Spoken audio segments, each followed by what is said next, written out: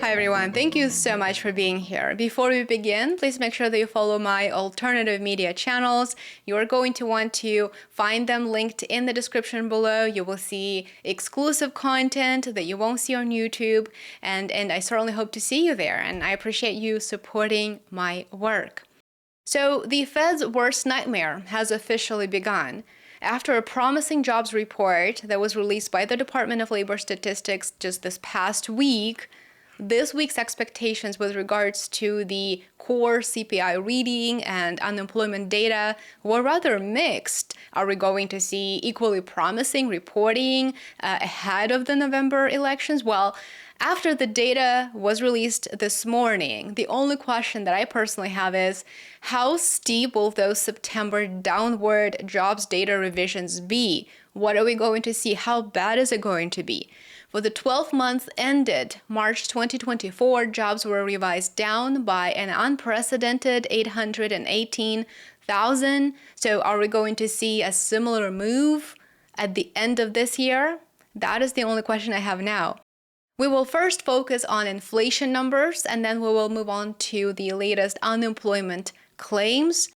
Core CPI inflation has risen to officially 3.3%. This is the first increase since March of 2023.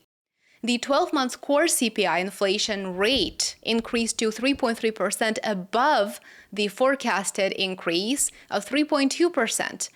What are the categories that resulted in an increase, that drove the increase? Let's take a quick look. According to the Bureau of Labor Statistics, more than 3/4 of the increase was a direct result of a 0.4% jump in food prices and a 0.2% increase in shelter costs. So the housing crisis, as I mentioned a couple of weeks ago, and the algorithm did not appreciate me saying that, but the housing crisis is actually getting worse. Shelter costs, rent increased 0.3%. The housing crisis is not going away, unfortunately. Core goods prices rose 0.2% month over month after several months of reported declines. Core services prices rose 0.4%. This was driven by increase in the cost of transportation services. Prices rose there 1.4%, and medical care services increased 0.7%.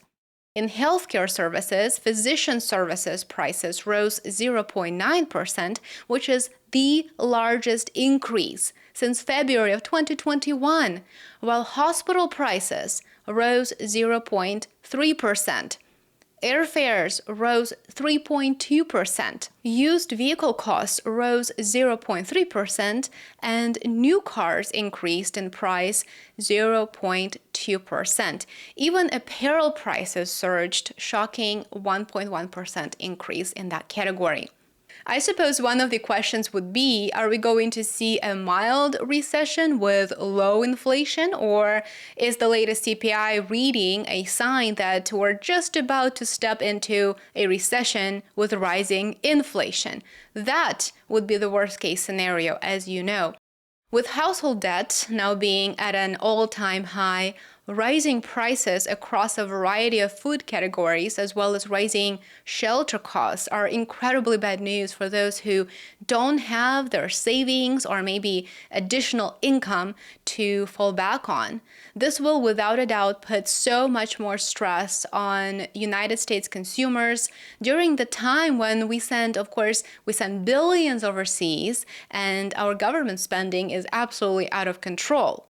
Now, let's quickly go over the latest unemployment claims. This is not good news, I'm sorry to say that. According to the official data through October the 5th, 258,000 people filed for unemployment benefits that week, for the week ended October the 5th. This latest reading is above expectations of 230,000 claims. Jobless claims are now at the highest point since August of 2023. Initial claims for jobless benefits surged by 33,000 month over month. If we look at this data on a year-to-date basis, continuing claims are showing an increase to 1.8, nearly 1.9 million, which is a rise of 42,000. The three states where claims were the highest are Michigan, California, and Ohio. Of course, this brings into question the Fed's decision to cut rates so aggressively in September by 50 basis points.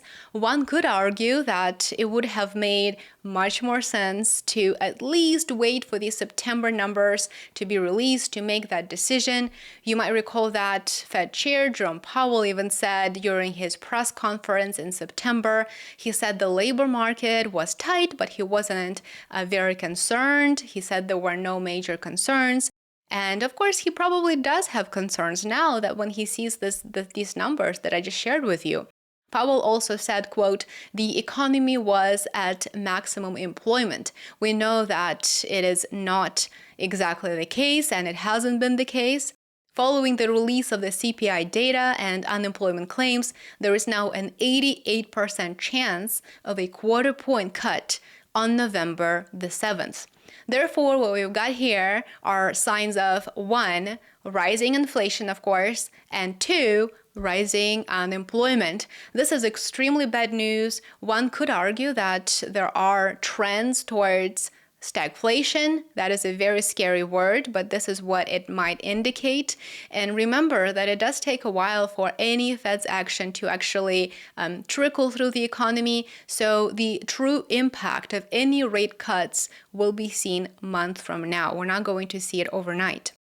Technically, the Fed will have to rely on October's data to make a decision whether to cut rates again this year and what that rate cut may be. However, October's labor market data will be extremely difficult to interpret due to a Boeing strike, 3 days of seaport dock workers strike, which I covered in detail here on my channel, and of course due to 2 back-to-back hurricanes that hit within a week of each other.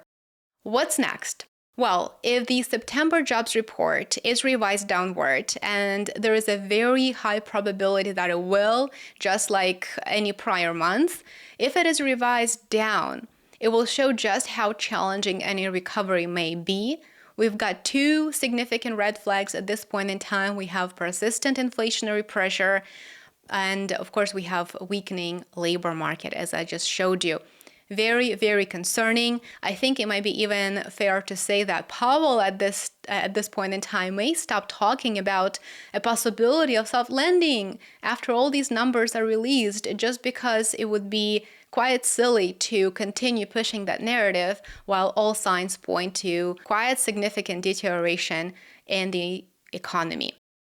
What are your thoughts on the latest data that I just shared with you? Let me know. What are your predictions? Drop me a comment below. As always, I would love to hear from you. Thank you for watching. Thank you for your time. Remember to show your support. It does go a long way. Like, subscribe, and share. For exclusive content, make sure that you check out my alternative social media channels. You will find them linked in the video description below. And I will see you back here soon. Take care.